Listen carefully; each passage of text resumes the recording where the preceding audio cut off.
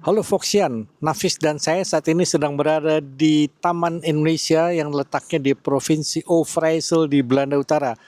Hari ini adalah hari pertama Festival Wahyu Pusaka yang akan dihadiri antara lain oleh putra mahkota Keraton Solo, Keraton Surakarta. Mari kita ke dalam untuk menyaksikan.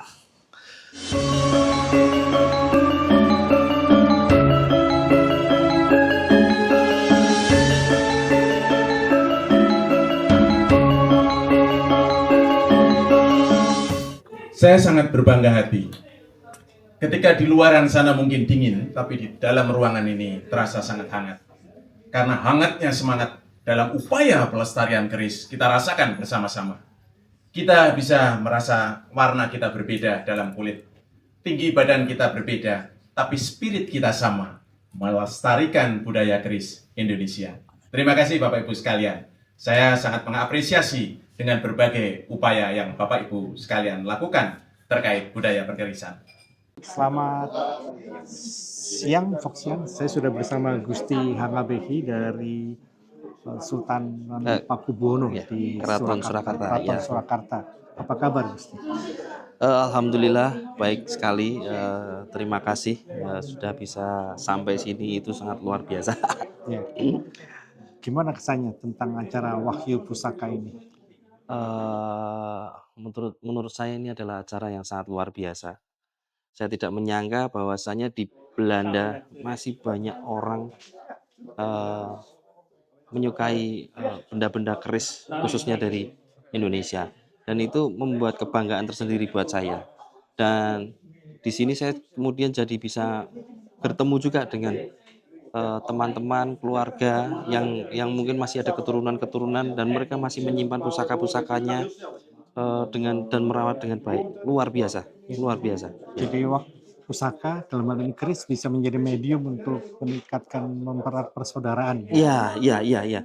Karena sama-sama punya kesamaan merawat keris secara spesifik. Jadi saya sebagai orang keraton yang terbiasa setiap hari mengenakan baju pakaian adat, secara otomatis memakai keris, kemudian melihat di sini orang merawat keris sedemikian, mengumpulkan, mengkoleksi, yang mana terkadang di tempat saya itu tidak semua orang mengkoleksi. Di sini hampir semua rata-rata punya keris dan mengkoleksi, itu sangat luar biasa.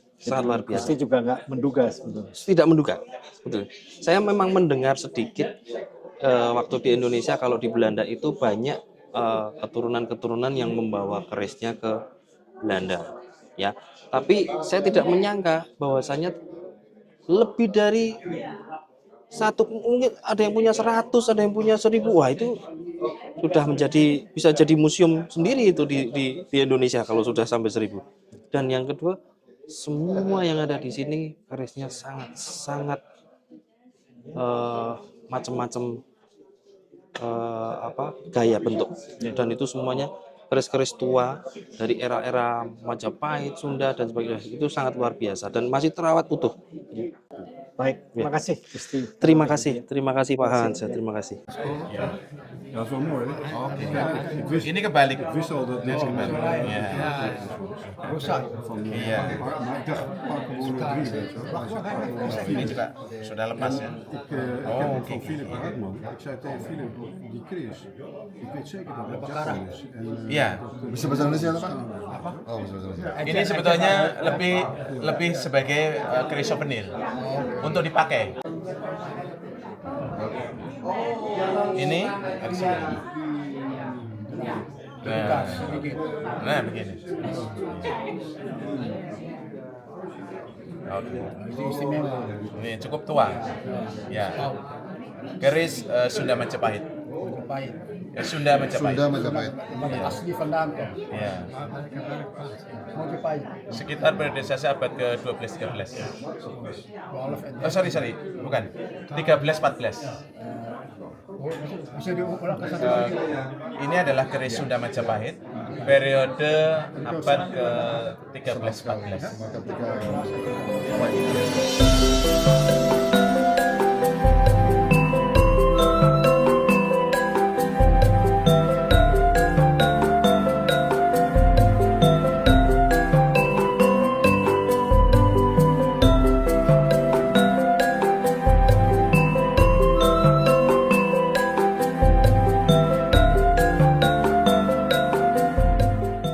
Selamat sore, Selamat Bu sore, Basuki. Apa Pak Han. kabar? Alhamdulillah baik Pak Han. Ya. Ya.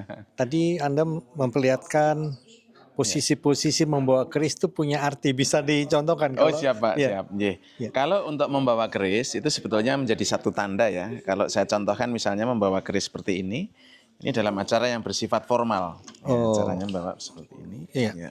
Iya. Nah ini diputar ke belakang Pak. Nah ini untuk acara formal. Ya. Nah kalau mau perang itu posisinya seperti ini Pak. Ini namanya dikewal. Ya. Kalau untuk acara berkabung itu dibalik Pak. Jadi dibaliknya ke sini ke oke. ke arah sebaliknya. Jadi ke arah sini. Ya. Oke. Ya itu artinya berkabung. Oke. Nah kalau ulama di sini. Tapi juga ada tanda-tanda khusus. Keris itu pantang membawa dengan cara ditenteng. Oh, itu Kalau keris orang lain. Karena itu berarti menghinakan, merendahkan kepada pemiliknya.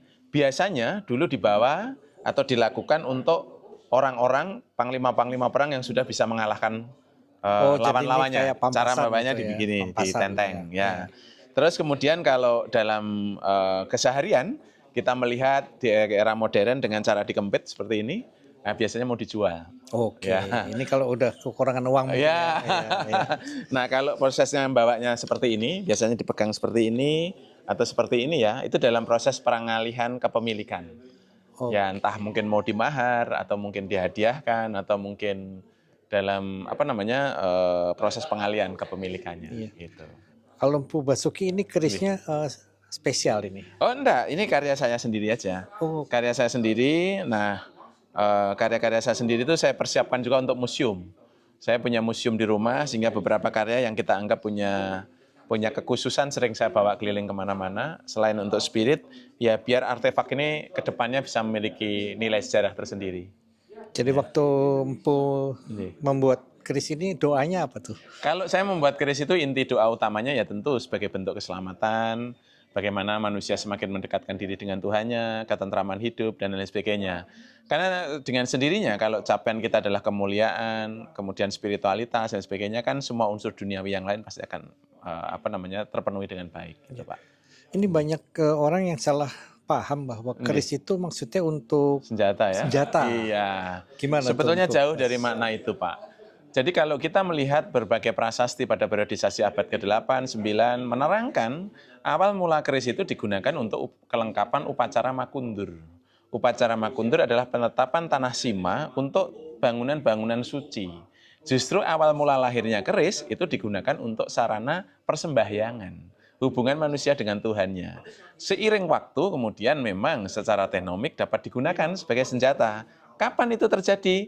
Ketika semakin populer adanya namanya Kitab Pararaton.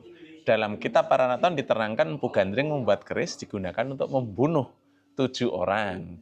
Nah disitulah yang kemudian seolah-olah keris menjadi semuanya senjata. Padahal tidak begitu. Esensinya tidak seperti itu. Nah lambat laun memang keris kemudian fungsinya berkembang. Dari yang bersifat spiritual digunakan sebagai bagian dari senjata atau teknomik ya, walaupun itu dalam kondisi yang sangat terpaksa. Nah berikutnya sebagai bahasa tanda sosial, identitas etnik, identitas personal. Bahkan keris itu bisa digunakan sebagai media jaminan pada masanya. Apakah jaminan hutang piutang, jaminan hukum, jaminan kemerdekaan, ikatan kekeluargaan, ikatan perkawinan, bisa dengan keris Pak. Ya. Selain bentuk fisiknya juga yang penting ini adalah metafisikanya ya. Iya. Ya. Jadi keris itu kaya dengan simbol-simbol tentang falsafah dan filsafat hidup. Nah, oleh karena itu, keris ini mewakili identitas personal, identitas etnik, identitas agama, dan identitas massa. Nah, karena pentingnya itu pula, maka keris kemudian selantiasa lekat bagi masyarakat Nusantara. Nah, itulah sebetulnya nilai-nilai mendasar secara substansi pada sebuah keris. Keris bukan senjata sebetulnya. Dan ini juga lintas segala macam ya, lintas. Jadi keris itu diciptakan lintas dalam suku. satu karya cipta budaya yang lintas etnik, lintas agama, lintas massa, bahkan sebetulnya ya lintas negara pada masanya. Maka ekspor impor soal bahan pada waktu itu, terutama logam besi, baja ya, ataupun nikel pada masa itu sudah cukup cair di Nusantara. Tentunya pada periodisasi abad ke-14, 15, 16 begitu. Jadi sekarang Pu Basuki lagi di Belanda Ya. di Festival Wahyu Pusaka. Ya. Ternyata banyak ya yang mempunyai Ya. warisan-warisan pusaka sebetulnya. Ya. Jadi sebelum saya ke sini, memang saya sudah cukup sering ke Belanda, tetapi dulu saya banyak mendapatkan pengetahuan mengenai keberadaan keris di Belanda itu dari banyak catatan. Manuskrip-manuskrip, catatan-catatan dari Hindia Belanda, dari catatan-catatan keraton, catatan-catatan kabupaten, dan sebagainya, bahwa masyarakat Belanda, masyarakat Eropa sering mendudukkan keris itu menjadi bagian dari benda kebanggaan ketika mereka kembali ke tanah airnya, yaitu di Belanda. Di sisi yang lain, tercatat dalam banyak naskah, keris itu digunakan sebagai legitimasi politik, sehingga digunakan sebagai hadiah para raja, para sultan, kepada para gubernur jenderal, kepada para pedagang, saudagar, ataupun dalam ranah politik yang lebih luas pada masa itu. Sehingga semenjak era kerajaan, sebetulnya keris sudah menjadi bagian sebagai pengikat atas legitimasi politik, persahabatan, perdagangan, ekonomi, dan sebagainya antar negara, khususnya adalah dengan Belanda. Nah, di sisi yang lain, mohon maaf ya Pak ya, karena Belanda dengan Indonesia ada satu ikatan sejarah pada masa lampau, itu banyak pula masyarakat Indonesia yang ke Belanda. Banyak juga yang ke Suriname. Nah, tentu kan membawa kerisnya juga. Terus perjalanan historik yang panjang itu juga terjadi satu hubungan kekerabatan di mana orang Belanda mungkin menikah dengan orang Jawa atau sebaliknya ya, yang kemudian membawa budaya keris itu pula. Ya, jadi cukup membanggakan. Singkat kata, sebenarnya Belanda memang negara yang tepat ya untuk melestarikan keris. Ya, saya kira salah satu negara ya di luar Indonesia ya tentunya ya, itu adalah sebagai salah satu pusat pengembangan budaya Indonesia secara lebih luas, khususnya adalah keris. Ini saya kira sangat tepat. Maka kegiatan Wahyu Pusaka ini kami harapkan dari tahun ke tahun yang akan datang terus bisa digulirkan. Tentu dengan konsep-konsep yang baru, kita kemas secara lebih cair, sinergitas program kegiatannya juga kita coba bangun bersama-sama, kita sengkuyung bersama-sama, begitu sehingga arah ke depan di dalam upaya Wahyu Pusaka itu betul-betul mewujudkan satu konsep pemajuan budaya keris secara lebih meluas di Belanda yang berdampak luas juga ke Indonesia. Jadi baru menanam bibitnya ini ya. Ini saya kira salah satu langkah awal yang strategis dan tentu ini menjadi salah satu langkah awal ya yang tentu harus kita lihat bersama-sama kira-kira celah-celah penting yang harus kita bangun bersama-sama ataupun yang harus kita sinergikan di titik yang mana saja, tentu ini menjadi PR kita bersama untuk kita wujudkan di tahun depan. Ya. Mudah-mudahan Pak tahun depan saya bisa menghantarkan tempaan palu saya di Belanda dan menghasilkan keris-keris yang mudah-mudahan bermutu dan bisa digunakan sebagai media edukasi di sini. Amin. Amin. Makasih Bu Bas. Rayu sami-sami nuhun Pak Han. Nuhun.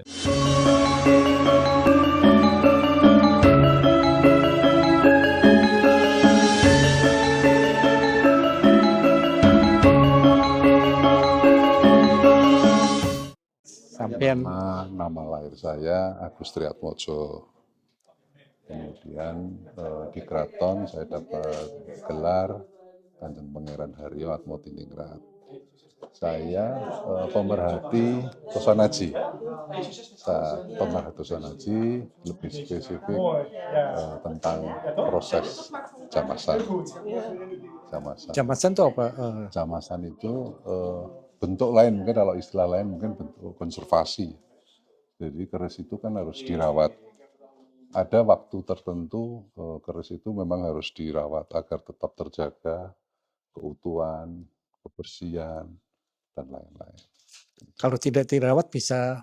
Ya tentunya kalau dirawat ya jadi aus, pasti kena karat, dan akhirnya jadi rusak. Sayang itu karya-karya para leluhur kita. Goedemiddag, David Halles. Maar u heeft ook een Javaanse naam, hè? Ja, ja. En dat is? Raden Mas, David Gallas Derijo. Ja. Ja, dat is. U bent voorzitter van Stichting voor Behoud van Nederlands-Indisch-Indonesische Cultuur in Nederland. Ja, klopt. Wat is het doel van de stichting? Ja, het behoud van de cultuur voor de huidige en voor de toekomstige generaties. We merken heel erg dat in Nederland, maar ook in Indonesië, dat met name de oude cultuur onder druk is. Die begint voor een deel te zakken. En zo kwamen we op het idee van, nou, we moeten het behouden, want de oude generatie, die begint heel rustig weg te gaan. Die gaan allemaal naar een volgend leven verder en uiteindelijk moeten we het doen met wat zij achterlaten. Zo kwam het idee om onder andere ook de kris, zeg maar, de cultuur van de kris, om die te gaan behouden. 2 jaar geleden ben ik uitgenodigd bij het Wereldmuseum. En die hadden eigenlijk als vraag van, ja, onze collectie begint te roesten. Wat kun je daarmee doen? Toen heb ik een bezoek gebracht aan het Nationale Depot in Graaf van Zanden. En inderdaad, de krissen begonnen daar te roesten. Ik had daarvoor eigenlijk de specialisten nodig om mij te helpen. En het was aan de ene kant het Koningshuis van Surakarta. En aan de andere kant een Bozoki die heel veel kennis heeft. Ik heb net zitten kijken op mijn telefoon. We zijn precies, en dat is misschien wel heel erg leuk, 11e van de 11e, 11 november, zijn we begonnen met het vergaderen met het paleis. Dus we zijn 11 maanden bezig geweest met de voorbereidingen hiervoor. Dat begint met een plan, dat begint met een idee. En ja, met ups en downs. Het was heel moeilijk je hebt een idee, ja, dat gaan we doen, maar dan begint het. Dan krijg je te maken met de visum, je krijgt te maken met regering, je hebt te maken met buitenlandse zaken, je hebt te maken met locatie, vergunningen. Allemaal dingen waar je in eerste instantie niet over nadacht. Ja.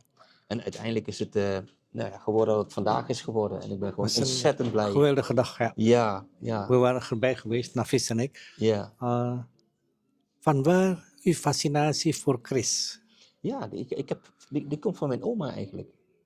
Toen ik jong was, kreeg ik van mijn oma altijd horen dat als ik oud ben, later als je groot bent, ja, Davy, een P kunnen, Davy, als je groot bent, krijg je Chris.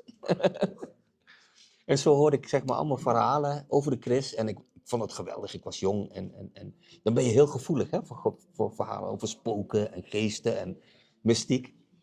Maar ja, ik ben in Nederland geboren, dus voor mij was het een soort droomland van U heeft Indonesisch bloed. Ja, absoluut. Dus mijn vader is geboren in Yogyakarta. Mijn moeder is geboren in Bandung. Maar mijn vader die heeft, dus aan de ene kant is afkomstig van Raden Ayu Siti Sutari. Dus een dochter van de sultan uit Yogyakarta. En van de vaderskant van mijn vader, die is eigenlijk Raden Mas Sechokdarijo. En dat was een prins uit het paleis van Sumeneb. Madura, ja. Nafis komt ook uit Madura. Ja, natuurlijk. Dat zijn de goeie, hè, uit Madura. Ja. We hebben net ook met Mpu Basuki gesproken. Hij hoopt ook dat dit niet de eerste en de laatste keer is, maar dat het een vervolg Ja. Zijn er al vage plannen voor een vervolg? Ja, absoluut. Dit is een nulnummer. We moeten hier veel van leren. Dit is de eerste keer dat ik een voorzitter ben van een stichting. Ik heb heel veel geleerd. Ik heb heel veel... Al gaat het niet alleen om de samenstelling van de agenda, maar ook wie moet je aanspreken. Hoe moet je contact leggen. Er waren vandaag mensen die ik helemaal niet kende, die ik gewoon een brief heb gestuurd. Ik ben voorzitter. Want je hebt gewoon funding nodig, anders kun je dat niet organiseren. Heel blij dat je die mensen ziet. Want het is veel makkelijker als ik bel en...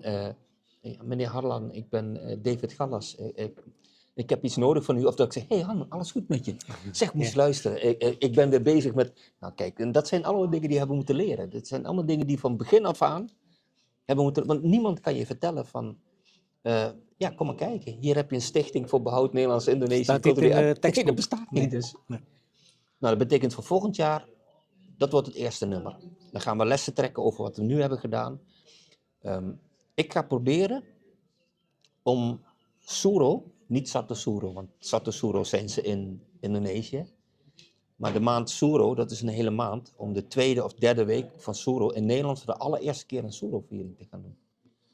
Als dat lukt, dan hebben we dus een week aan cultuur, maar niet alleen cultuuroverdracht zoals nu, maar ook werkelijk een feestdag in Indonesië die heel belangrijk is.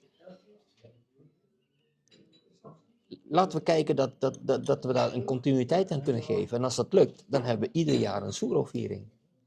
Het zou geweldig zijn. Ja, dat zou geweldig zijn. Het zou geweldig zijn. En het is zo mooi dat ook mensen van de ambassade kwamen. Ja, die waren. Ja. Ja, en de DCM, de Deputy Chef de Mission. Ja, dus wat dat betreft, ik ben Ja. ontzettend blij dat zij erbij was. Ja. U bent een tevreden mens. Ja, zeker. We mogen niet klagen. Het was ontzettend leuk. De mensen, ze hebben het zo leuk gedaan. Ook met de masterclass van de Chris. Mensen waren geboeid. Ze waren helemaal stil aan het luisteren. En... Ja. Oke. Dank u wel en sukses David. Dank u. Ya, Foxian, demikian tadi acara hari pertama Festival Wahyu Pusaka tentang keris dan semua cerita seputar keris. Terima kasih, sampai jumpa kembali pada lain kesempatan.